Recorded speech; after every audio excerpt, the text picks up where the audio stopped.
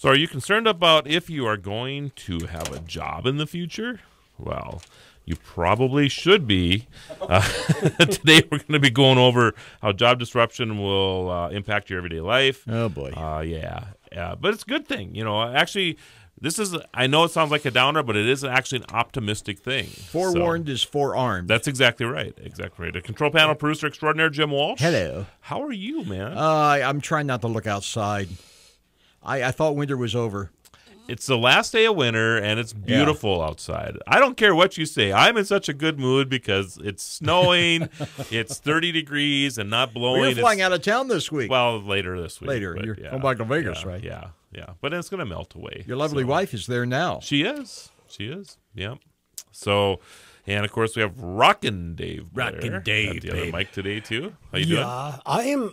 I'm not really excited about the snow, but you know something? We need the moisture. Yeah, we it's do. a wet You're right. snow. Yes. So I always an optimist, not a pessimist, okay? Yeah. Jim, do you understand that? Optimist, pessimist. My coffee cup is half full of snow, not half empty. Mine is 3/4 full with nice hot coffee. Excellent. All right. Man. All right. So yeah, we're going to get into what the job market is going to look like in the near future. It's kind of a weird time for getting a job. It's as crazy a weird time It as is. we've ever been in, probably, in our economy, with maybe the exception of that 1900 to 1920 space when we moved from horses to Horseless automobiles. carriages, yeah. Right.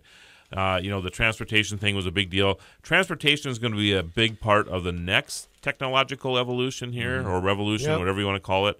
But it's not the only thing this time. There's just so much coming at us, and it's really going to change stuff. So Dave and I were just over at Job Service North Dakota, and we were kind of in an advisory role talking about what the jobs are going to look like in the future. And Dave, you had some really...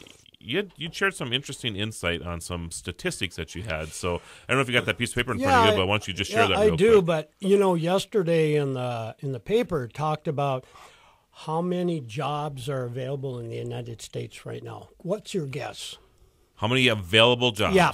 2.5 million. 6.3 million jobs. Oh my goodness. Yeah, I mean it's blown out. 17 years ago it was close to that, but that's how much it's changed. And in 1 year, it's changed from about 4.7 million to 6.3 million. That's amazing. Jobs. So there's opportunity everywhere. Oh, there's opportunity all over the place. And opportunity is going to abound as we move into this new technology evolution that we're experiencing. So exactly, and we were talking about the autonomous industry, drones and cars and trucks and what impact that's going to have in the future. But I think the big issue has to be is preparing our young people to understand that there are going to be a lot of new types of jobs created out there. So it's going to have to be up to them to decide what kind of education program we want to move into. Right. We talked about the apprentice program. We talked about entrepreneurs. I think there's so much fun that can come out of starting your own business. Sure. And I know I know a lot of people that I talk to who are probably thinking about retirement or in the next 10 or 20 years. I don't know if that sector of our population really has to worry so much about job disruption. I think about if you're a truck driver, you're going to still be able to retire as a truck driver. If you're in the financial world, we talk a lot about in the next decade, I think it's 93% of accountants are going to lose their job, right? So, but if you're, in that 45, 55 age bracket, you're going to be okay. It's just that job disruption is going to impact younger people. And quite frankly, and I know we talk about this all the time, as you know, I talk to tens of thousands of students a year, and I always ask the same question: how many of you aspire to be a truck driver? Mm-hmm. And it goes everywhere. Right now I'm talking to a lot of 5th and 6th graders, but I also visit with college campuses. I have never had anybody put their hand up for that question. No. Nobody. So, and this is truck driving is the number one job in America. I mean, as far as the amount of people that work there.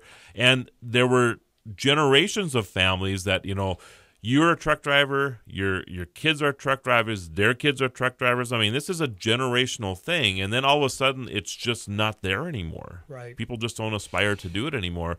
And I think it's because of technology and the way we live our lives, how much has changed in the last decade or two that is driving this. So. No question about it. And the driverless cars and the driverless trucks are coming. I mean, and we just have to embrace them for them. Right. So how do we handle that? But you're right on. It's going to be the autonomous vehicles are going to be the most disruptive force in human history. I got a quote from somebody that says it's going to be more than the invention of the wheel, fire, or electricity. It's really, but you think about, you just said that, the wheel, fire or and electricity. But it took those three to get us here. Oh, no question. You need to have about wheels to make that car run. You need to have electricity to make the parts and probably fuel the vehicle, So as we move forward. So and it's no different than our smartphone, right? As I'm grabbing my smartphone, right? The smartphone that we have nowadays is basically you look at Alexander Graham Bell, invention of the phone back in the late 1800s, and you move forward to now, right? I mean, his invention created hundreds of thousands of jobs right away. The infrastructure that it took to put cable across the country was amazing. Yep. And you think about that, right? What we went through. And now we're in a wireless time where we just put these wireless towers up, although they are still connected by cable somehow or another. Most of the time it's fiber. But you still have that going on. And that invention is still creating jobs.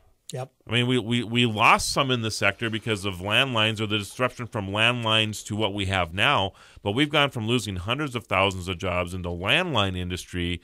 Those people have moved right over to cellular technologies and data. And now we have, it's hard to believe this, but 10 years ago, we didn't even have an app. Yeah. The iPhone is only 10 years old. Now, look on your phone, how many apps do you have? It's unbelievable. And how many do you use on a daily basis? In fact, I would be willing to bet that most people who have a smart device, it would be very difficult for them to go through their daily lives without the apps that they use now. Yep. That's so ingrained. And it wasn't even around 10 years ago. Tens of millions of jobs created because of the app market that wasn't even available 10 years ago. So you talk about opportunity, It's amazing what's going on right now. Best time in this space to live. Yeah, absolutely it is. Absolutely it is. So so I hope that we're, showing off a little exuberance about where we're going here. So with disruptive technologies comes opportunities. And it's either you embrace them or you don't. Yeah. And I think a lot of it, again, depends on that age bracket. And where you're at. And I know after the break here, everybody, we're going to get into some of the jobs that are probably going to be lost here in the next decade or two, and maybe ways on how you can prepare yourselves, if you're in those job sectors, to replace them with something that's even more exciting. So come on back. Currently, it's 31. The Red River Farm Network.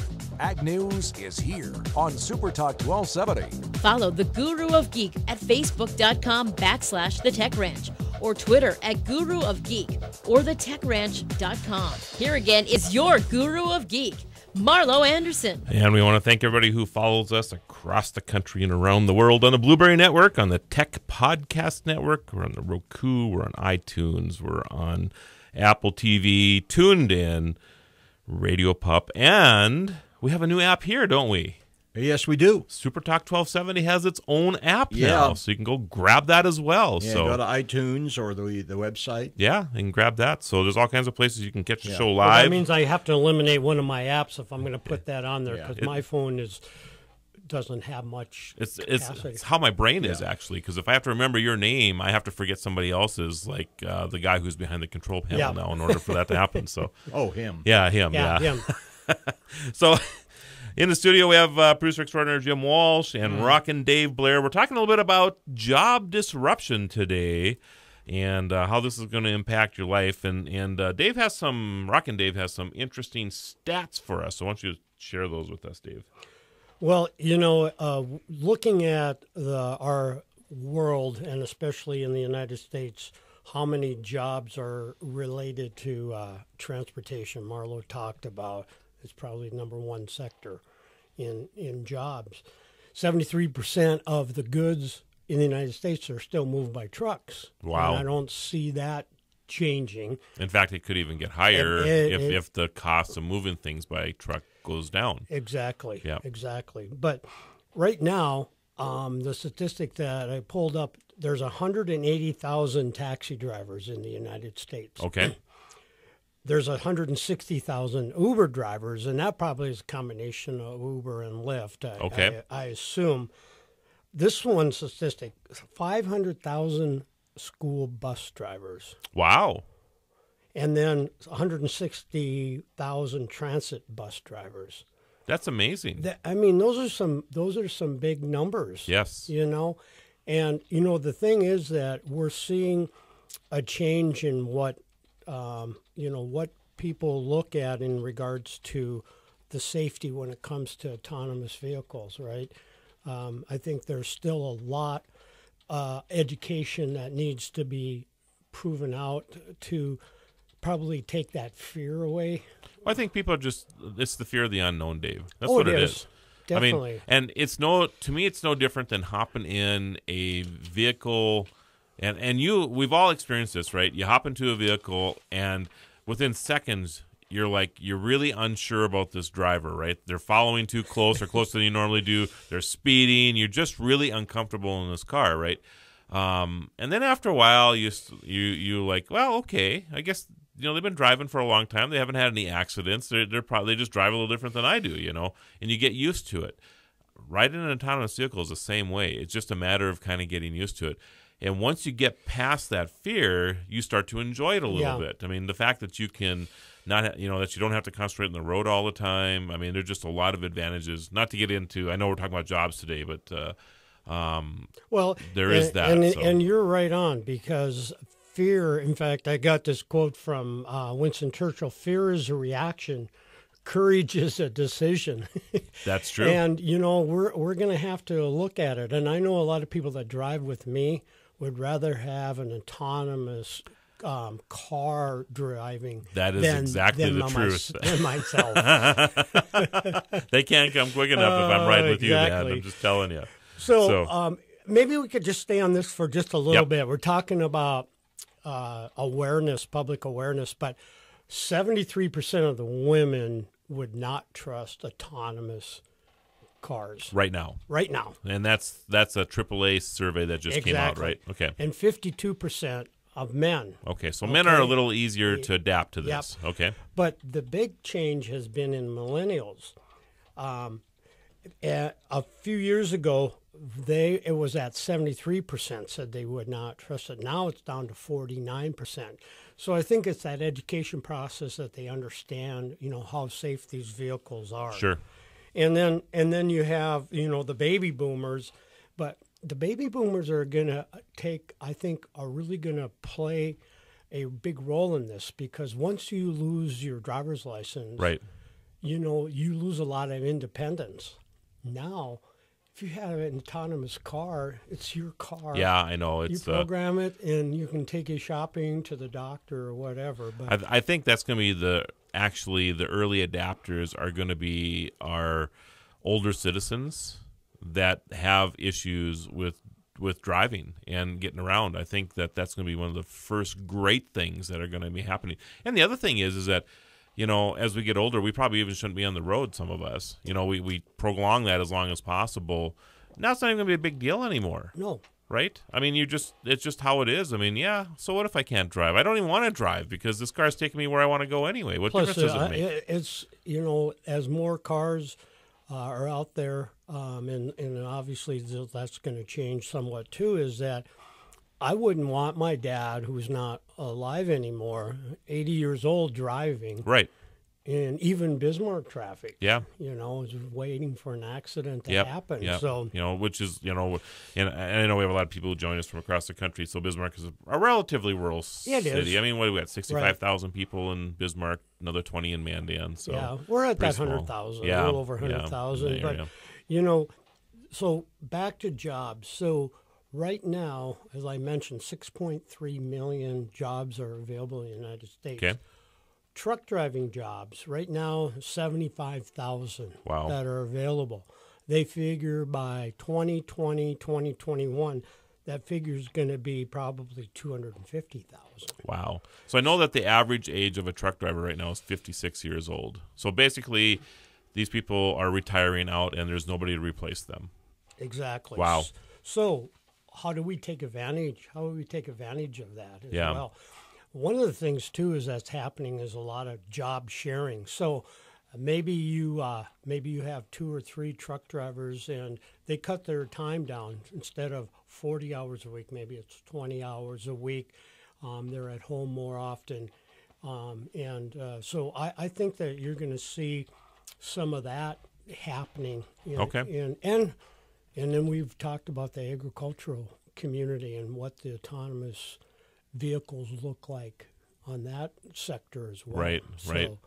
But yeah, jobs are going to be available, and just a couple of things that we talked about, and what's going to happen is that there's going to be, we call them ride experience designers. Okay. And then you got the traffic flow analysis. Yep. Operators for fast food drones that will dock with moving cars. We're going to continue to eat. In fact, I see that sector continuing to grow. Okay. And then traffic system planners, designers, monitors, and then automated traffic architects and engineers. Yep. Okay. I know you might have a few other ones. I but do. I think that it's important to share that with our audience because, hey, prepare for the future and start thinking about changes maybe in what you're doing today. Yep. You know, probably the biggest one I have on my list is what is called driverless operating system engineers, mechanics. Yep.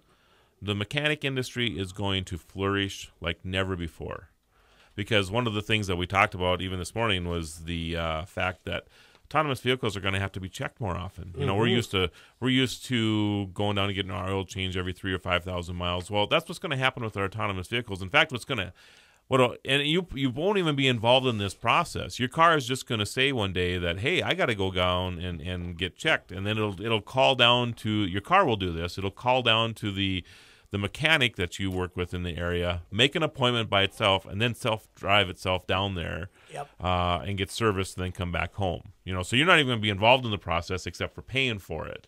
But that's what's going to happen. But they're going to have to go through these checks. And yeah, some of those checks might be automated when you get there, but there's going to be a ton of people that are going to get employed in this sector. So if you want to be a mechanic, I think this is a great space for you to go into. And there's going to have to be inspectors out there inspecting those vehicles. And, you know, I think part of what we're looking at is that a lot of this jobs that aren't available now will be available. And who knows how many more might come out of this whole autonomous. Yep. I think there are so many jobs that we're not even dreaming about yet that are going to be available because of that. So, and a lot of it is just even transport locally. I think about the Robo convenience store that we've seen at CES, right? This is basically a modified small truck, I guess you could say, a refrigerator truck that basically has produce and whatever in it. So it's basically the convenience store coming, or the grocery store coming to you at your house, and then you go out and you pick your stuff out. It's pretty convenient, right? But somebody still is in this vehicle and taking care of this, so it's pretty amazing stuff. After the break, everybody, I know we've been talking a lot on transportation, but we'll get into other sectors as well, so come on back. Currently, it's 31. Dave Ramsey is heard here. SuperTalk 1270. We're back to the Tech Ranch. Stream this program now at supertalk1270.com. Here is your guru of geek, Marlo Anderson. And we're talking about job disruption today on National Laugh Day. I'm not sure if we should be laughing about job disruption, but just saying. Oh, I'm going to lose my job. Yeah, that's right.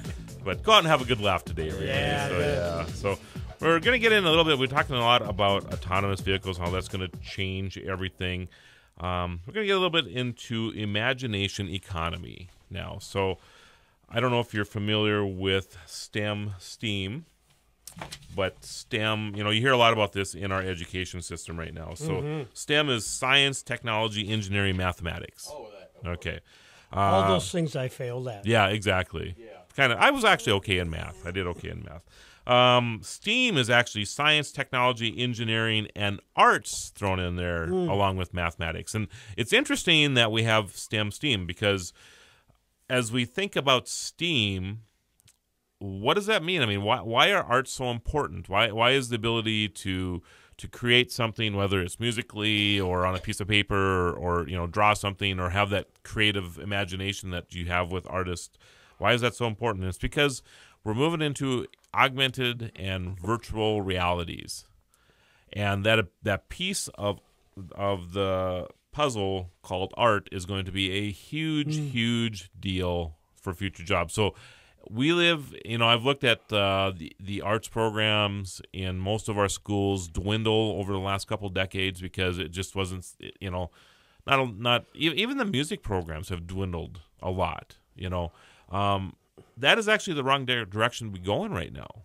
We actually need to be encouraging the arts programs in our schools because our students are going to need that when they enter the job market now. So you think about websites and how attractive, because you're competing against the whole world. Yes. Why are they on your website? Right. Well, it's obviously information, but is it easy to navigate and does it look good? It's got to be visually appealing, right? Yeah, exactly. Yeah. And so those visionaries out there, the artistic people, they can take advantage of what's happening right now big time. Yep. And websites are just the start. I mean, augmented and virtual reality, when you start putting those glasses on and having augmented, vision going on, and the virtual reality is where our games and stuff are going to be going, along with like teleconferencing, telecommuting, all that stuff is going to be taking place in virtual spaces.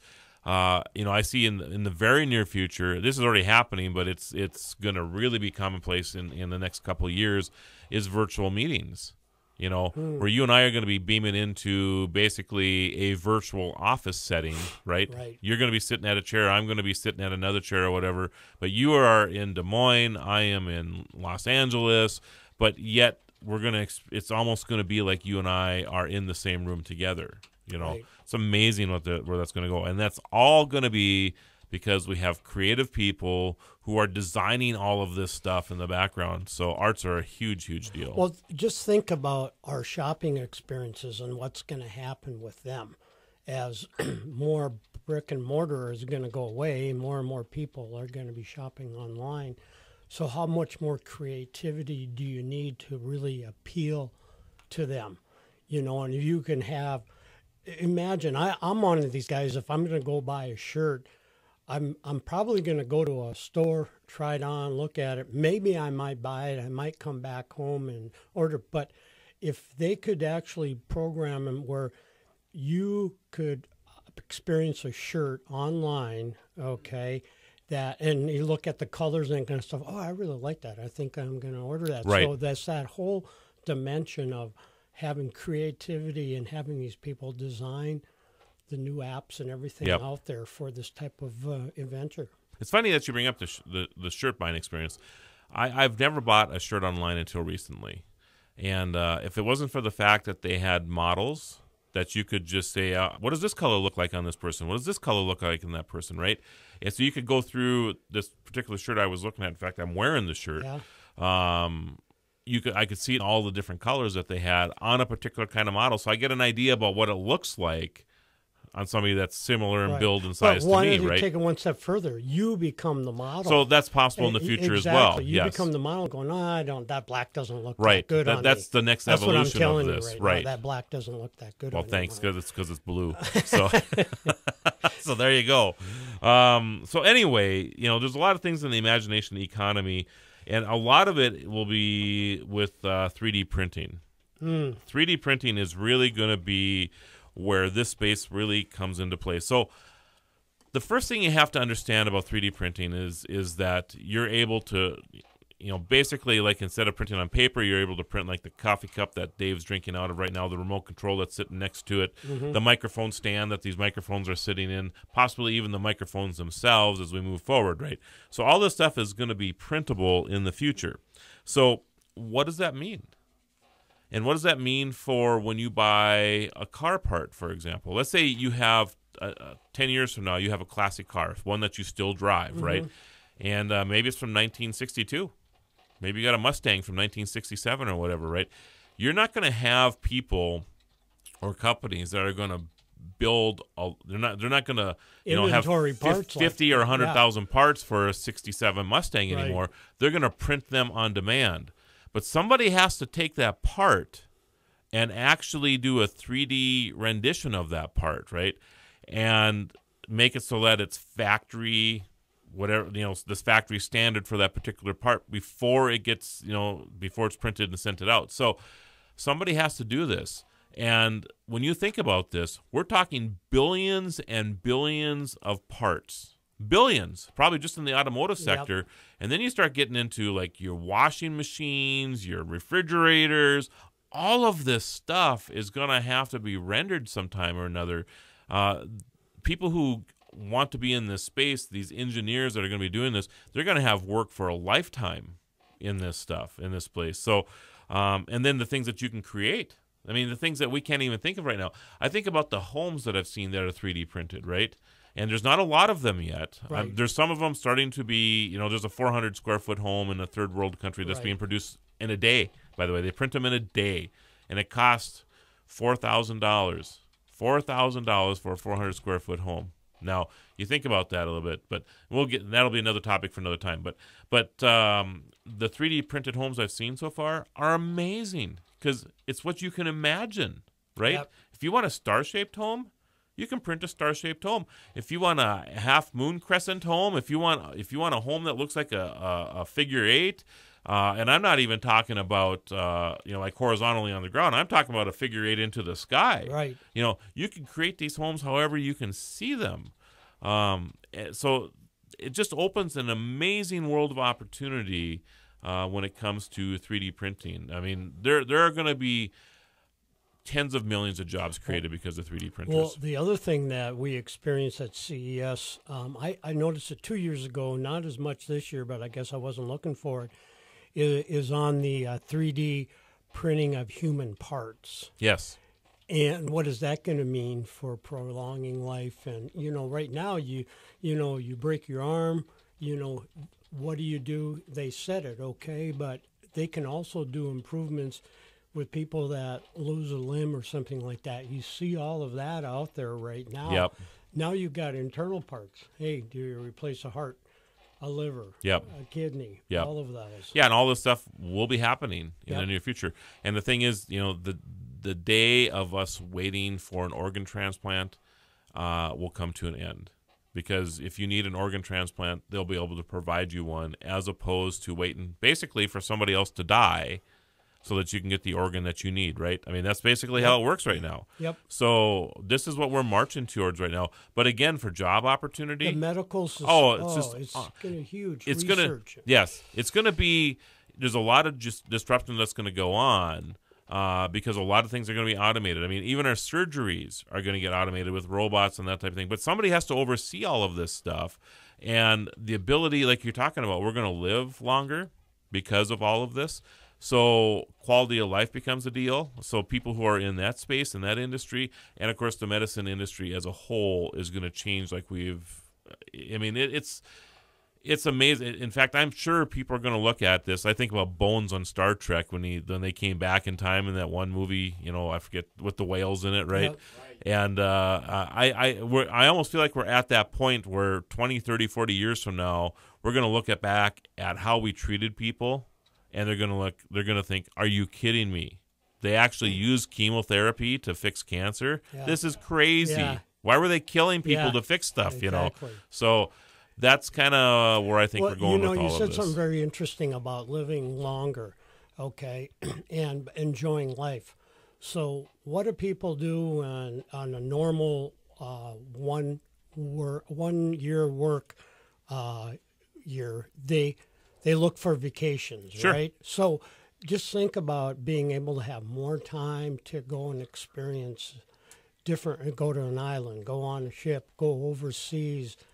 So that tourism side of things is going to be, I think, it's really going to enhance what we're doing here today. You know, I was gone for a week down in Phoenix playing golf.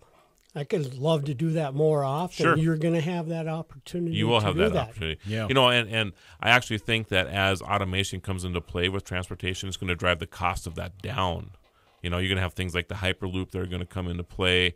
Which we're not going to talk much about in the show, but the ability to move long distance quickly and more economically is going to be something that I think we're all going to enjoy in the future as well. So, yeah, I think we're coming up to our break again, so we'll continue this conversation about job disruption and basically whatever else comes to top of mind when we're talking about it after the break. Currently, it's 30. Here's Sean Hannity, weekday afternoons on SuperTalk 1270. Follow the Guru of Geek everywhere he goes. Post your comments or questions at thetechranch.com. Once again, your Guru of Geek, Marlo Anderson. And in studio at the control panel, producer extraordinaire Jim Walsh, and of course, Mr. Rockin. Jim, you showed up. Blair. Yeah. It's good that he's here. Me and the geese had a kind of a crazy weekend going out drinking Irish coffee. I seen that. Yeah. Did you enjoy your St. Patty's Day? Very much so. Yeah. The lovely wife tagged along. Yeah, that was nice. But the color theme was green, not red. Were you wearing red? Oh, yeah, his face was just bright red. Oh, yeah. Yeah. That might be the whiskey, actually. Oh, I yeah. got it. Yeah. Well, it turned green later in the evening. So we're talking about job disruption today. We have a list of 50 jobs that are going to be prominent moving into the future. So we're going to get through these, probably not all of them, but we'll get through as many of them as we can. So the first one on the list is software developer. So a lot of people would think that AI is going to take over the development of software, and it will to some extent, but it's obviously there's going to be a huge opportunity here. The average software developer, and then we're talking about computers, robots, mobile devices, they're all useless without software development, right? So the average income of a software developer in 2016 was just over $100,000. Wow. So there you go. So there's a great opportunity there if you want to become a software developer. Next on the list is a computer system analyst. And this area is going to explode as we move forward, too, because computers are taking over the world. They are. And you're going to need systems and analysts to keep them in check. Biomedical engineer. This is interesting, and we haven't talked a lot about this. When you hear that, Dave, what do you think? Biomedical engineer. Boy, I think of obviously somebody that's developing a program for the healthcare industry. Okay. So that's pretty much it. Cutting-edge research and development. For example, many of them get to design things like sophisticated medical devices, artificial organs, bionic body parts. Which we talked a little bit Yes, about. bionic body parts and biological implants. I don't think a lot of people are excited about that. No, but probably not.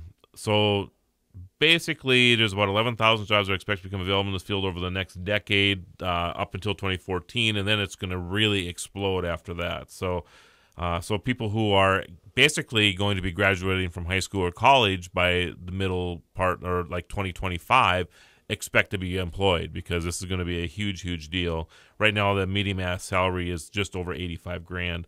Medical engineering specialist. Same thing, basically, or mechanical, excuse me. On that same side, basically working with advanced robots, automation equipment, 3D printing machines, that type of thing. Huge explosion in that space. Electronics engineering specialist. I think you're getting a common theme here all of a sudden, right?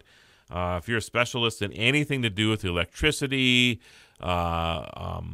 mechanical engineering, I mean, any of these spaces, you're going to do really, really well. And digital rehab counselor. So this is interesting. So do you ever feel overwhelmed by the incredible amount of digital information you consume in a day? All the time. Do you really? Yeah. Because I want to try to suck it all in. And the problem is that with my mind, I have to kind of reload and figure out, okay, what's important, what's not important, right? So I have the same issue. I the notes that I take on a daily basis and things, it's like I never get to them because there's so much available to you. It's hard to even manage your own time anymore. Jim's over there thinking, not about this. So digital rehab counselor will help you with that. And Digital rehab counselor. People with counselor training will likely be best equipped to pursue this type of job. Civil or commercial drone pilot or dispatcher. Yeah. Huge opportunity here. Well, civil engineering in general is going to be very big because we're reaching a tipping point with the infrastructure in this country, where we got to start getting to work on some of these roads and bridges. Yep. And, actually, so we're going to be using our roads probably about 40 to 50% less in a decade from now than we are right now. But we have to bring our stuff up to par. Yes. Right? And there's other infrastructure needs, like, we need like crazy high-speed internet, for example. Mm-hmm. We need to engineer the skies, basically, because we're going to go to the sky in the near future here. So there's all kinds of you think about so. flying cars and all the drones that are out there. There's going to be different spaces. So if you can imagine different roads, they're going to have roads in the air. That's correct. And this is your road. Yep. So all this stuff has to be engineered. Smart, and I know we're going through this quick, everybody, but we're just trying to get through as many as we can. Smart building technician. So that's exactly what that is. I mean, you're going to be able to design your own homes, and of course, everyday appliances like refrigerators and stuff are going to become more and more efficient because of the way we design our stuff. So next up, 3D printing technician. And anybody who wants to get into 3D printing, I don't care what space you're in 3D printing, whether you're actually manufacturing them, if you're going to develop ways to use 3D printers, anything to do with 3D printing, you're going to have a job. Just think of it that way. Augmented reality developer.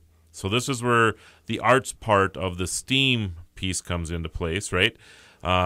Augmented reality is going to be a big deal. We're going to be able to use augmented reality from everything from commercials, advertising like we see right now, like the wine bottle that everybody talks about, the 19 Crimes wine, to fixing our cars, to fixing our washing machines, to how to patch stuff up. I mean, you're gonna be able to use augmented reality to show how to give somebody CPR. Imagine having a card tell you what's wrong with it. That's exactly what's going to happen. Yeah. It's exactly what's going to happen. I'm on brake, left-hand side and in the back. I got a problem with the brake pad. That's exactly what's going to happen. So, personal privacy advisor. So, as more and more technology comes into play, our personal privacy gets invaded more and more all the time. So is that going to mean more attorneys? So, that's interesting because I think AI is going to take over a lot of the attorney space. Okay, but I think there's going to be new stuff that's going to emerge, like in the autonomous vehicle space and all of those other things. So I think if you're going to be an attorney, if you concentrate on new technology, you're going to be okay. Yep. But I think the common everyday thing like marriage, divorce, those type of things, I think AI is going to take over a lot of that space. Well, the other thing, too, is I think you're going to see more and more patents out there for new technology. I agree with so that. Patent attorneys are really going to become even more prevalent. Even in that tech, that's anything to do with that tech space, right? Right. Robotic service technician. So if I got a robot, and he can fix my other robot. I don't have to deal with it, right? So who fixes the robot? Who fixes the robot? That's who fixes right. the robot? That's Jim, right. Yeah. Jim does. Oh, okay. Nice work if you can get it. I'm sure that's probably how it'll be. Some robots will probably fix other robots, but sooner or later, somebody's going to have to fix the robots. That's right. So, That's right. and that'll be a big deal because the home robot will become an appliance like our refrigerator in the next decade because our robots are going to wash our clothes. They're going to fold our clothes. They're going to clean up our rooms. They are going to cook our meals. All this stuff is going to be possible because of robots. Nanotech engineer. So this is in the medicine space again, basically, although it could be in other areas as well. But the nanotech engineer. So if you like things that are small, that's a great thing. Genetic engineer is also going to be another big deal. Custom body part manufacturer. So at some point, waiting lists for organ transplants will probably become a thing of the past. Soon, doctors may be able to order up custom organs that are grown or 3D printed using their patient's own cells. Right. After all, scientists have already had some success at creating hearts, kidneys, and livers in their labs. They've even grown skin, ears, and other external body parts. I had to remember the gentleman we had on the show a year ago that had printed the ear and put it on somebody. So, so these things are happening, and this will be huge. Absolutely huge. Brain implant specialist. Okay. Jim, that's your new calling. Oh, yeah. That's what I want to be, a brain implant specialist. Yeah. Yes. What could go wrong there? Yeah. Well, it depends on where you put the brain. True. So special computer chips may one day be implanted into people's brains for benefits such as virtual telepathy, The Matrix. memory enhancements, Yeah. disease management, mood regulations, paralysis treatments, and much more. Yeah, So, you can sit in the chair and they'll plug you in 5 seconds, you know Kung Fu. yeah. Yep. Yep. Tech, I'm not, how do you even say that word? Which one? Ethnictus? Tech and anthesis. Jim, you're the Oh. brain here. Number 17 there. Number 17 Very bottom. here, tech, I'd say ethicist. Ethicist. All right. Ethicist. Interesting. Ethics of tech. Yes. So I've never even seen or heard that word before. But it makes sense. I Yes, mean, yes. technology, there are going to be ethical yeah. questions. Absolutely. Personal microbiome manager. I'm reading stuff that I haven't even reviewed yet here now. Okay. Biomech technician, cyborg designer, Android relationship counselor. I need one of those right now.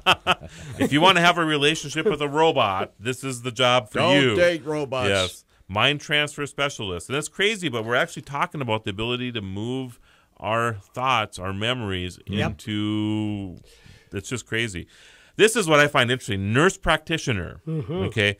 Because of the aging and longer living population, the healthcare system may have trouble keeping up with the growing influx of patients. So if you want to be a registered nurse, a nurse practitioner, great place to be. So, I'm going to leave one quote here for leave it. everybody. This is Winston Churchill. A pessimist sees the difficulty in every opportunity. The optimist sees the opportunity in every difficulty. All right. And that's Be where we're prepared. at right now. Yes. Amen. Hey, it's been a great show, you guys. Likewise. Thanks again, Thank and you. have a great week, everybody.